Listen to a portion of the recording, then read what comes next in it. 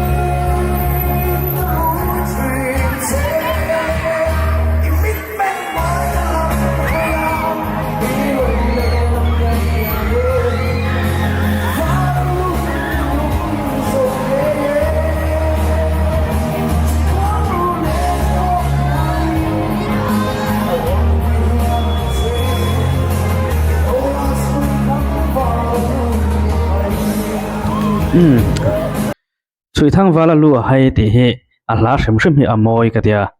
ti chuan englo tunga david a khan aron sa tha ka tia aron sa thiam em ka tia ti rul ro chuan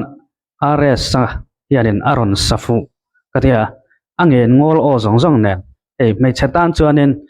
lo fil veng veng kha a ol ka ringa rs sa hianin vadu ngoi ngoi in he la hi meron sak khum ta se tran zo har view mai thei ka ti a chan chu a o he na pa tlat ti tak tak o a lang tlat ti tak tak nanun he me pa pon kan du me chia pon kan du ve an du ve kang chu tiang chu ani awangin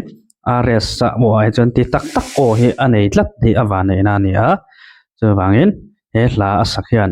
miril ro ane mario donin ka ria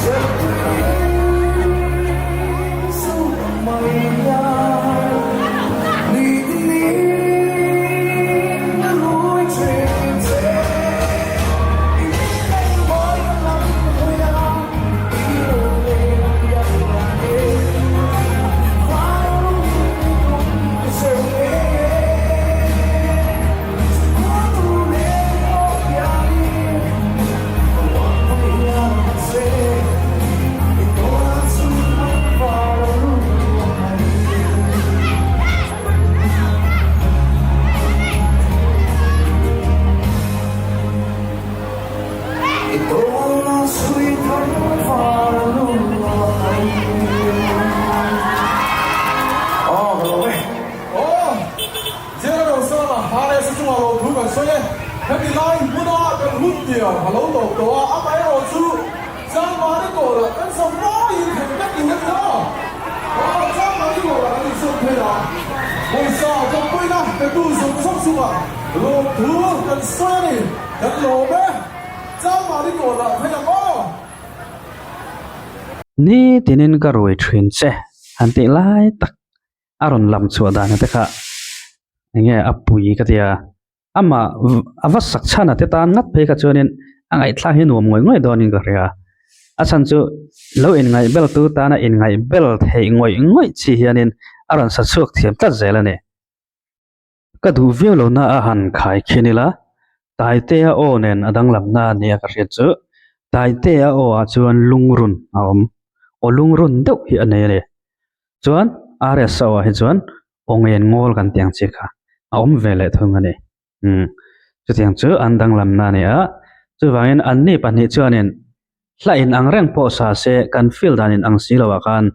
ma se min hip ngoi ngoi le min ke mani min ne ngoi ngoi in an sa chuak thei ve ve ang chu chu an om dan ka mu dan ane